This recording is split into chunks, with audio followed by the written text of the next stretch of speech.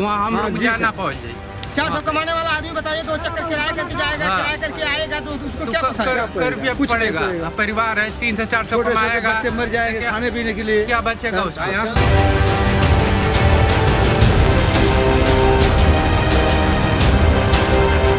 अब देखिए जो चीज़ आजमगढ़ उतरता था, जैसे गेहूँ है सरकारी और चावल आता था, अब आजमगढ़ उतरता था वो फरिया में आएगा। इसी तरह से सीमेंट की सभी जितनी फैक्ट्रियाँ हैं जो यहाँ उतरती थी सभी आजमगढ़ का लोग यहाँ पर फरिया नहीं देते।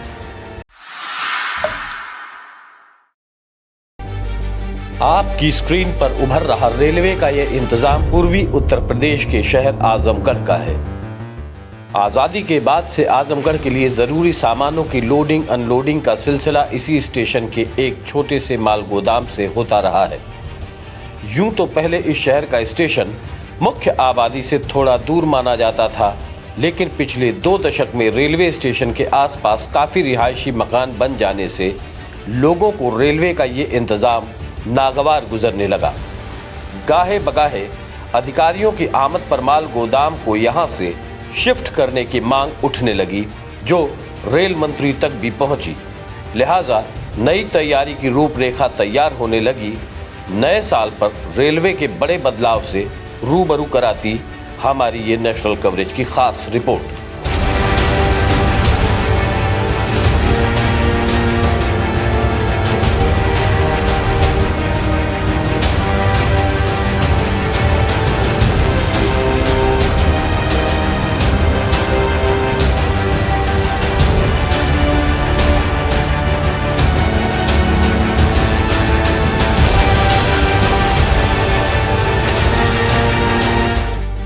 अंग्रेजों के जमाने से चले आ रहे इंतजाम पर भारतीय रेलवे ने नया बदलाव कर लोगों को राहत देने का प्लान जमीन पर उतार दिया है।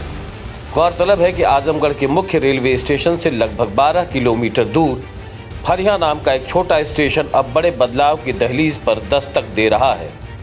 लगभग 50 बरस से FCI से जरूरी सामानों की आपूर्ति मसलन गेहूं, चावल, कोयला, सीमेंट, सरिया और भी ज़रूरत के सामानों की रेक आजमगढ़ के मुख्य स्टेशन पर ही उतरती रही है।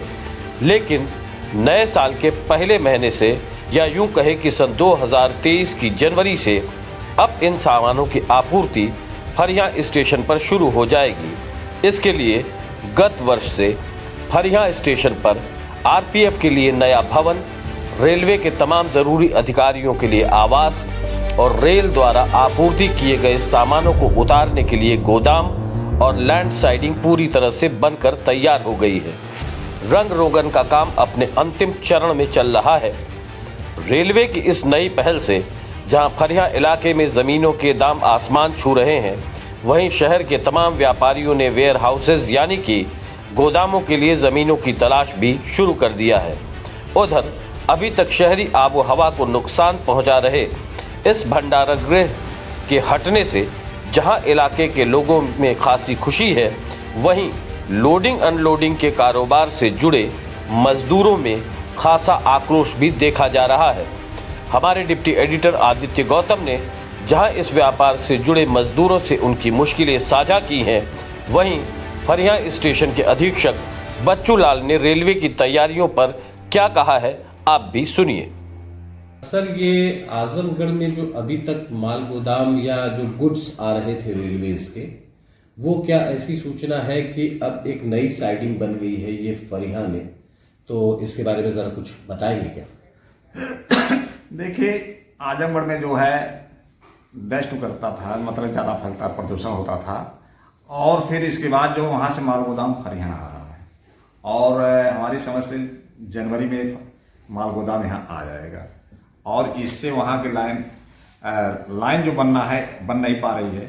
और यदि वहाँ से माल गोदाम आ जाएगा, अप और डाउन लाइन की सभी डिसाइडेड लाइनें हैं, वहाँ पूरा जगह मिल जाएगा और जो है तो जगह मिल जाएगा, वहाँ पूरा विकास और हो जाएगा, अच्छा होगा आजमगढ़ का। तो ये जो तैयारी चल रही है, रंग रोगन हो रहा है रेलवे का, तो क्या कोई अभी तारीख इस टाइप की तय हुई है क्या कि मतलब कब रेलवे इसका उद्घाटन करेगा या कुछ भी इस तरह? नहीं, अभी तो उद्घाटन के लिए डिसाइड नहीं हुआ, लेकिन NI अभी डेट आने ही वाली है तो हो जाएगा। तो जिस दिन एनआई सब कंप्लीट हो जाएगा लाइन का, तो उसी समय तुरंत गाड़ियाँ वहाँ से माल गोदाम आ जाएगा। एक उदाहरण के तौर पे क्या बता सकते हैं, जैसे अब क्या क्या यहाँ पर सामान उतरेगा रेलवेज का, और उसके लिए किस तरीके का इंफ्रास्ट्रक्चर यहाँ तैयार किया जा रहा है?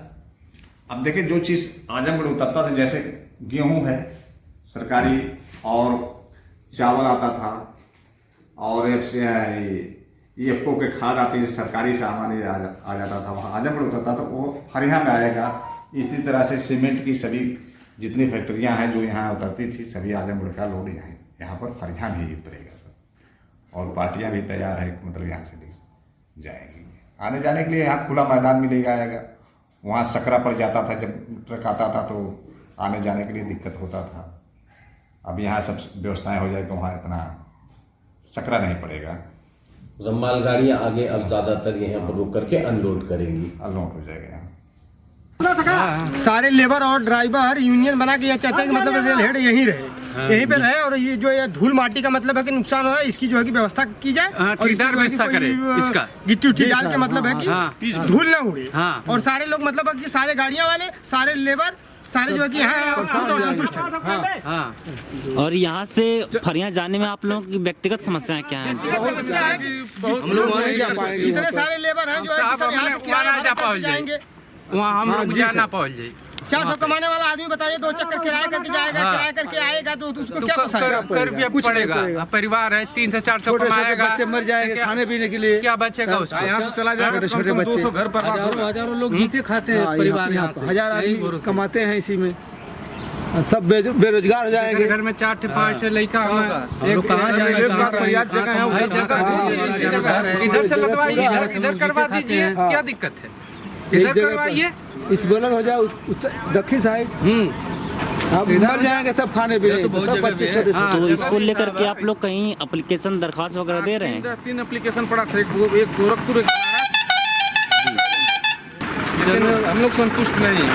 सारे लेबर सारे गाड़ी वाले संतुष्ट नहीं है। इसके बाद सरकार की जो मंशा है मतलब करे, उनकी मंशा ये है कि जनवरी तक वो चालू कर देंगे, जनवरी 10 तारीख तक वो चालू कर देंगे हर हाल में। चाहते हैं कि वहाँ जाए, साहब यहाँ बढ़िया रहा, बहुत दिक्कत होती है साहब गाड़ियों से।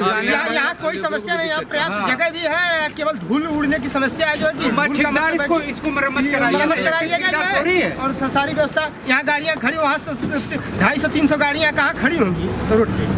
आप लोगों की बातें सही हैं, हम लोग जाके देख चुके हैं वहाँ पर। आप क्या करेंगे? डीलर हम और ठेकेदार हम, अपने को मरम्मत कराने का करेंगे। दूर उड़ा था।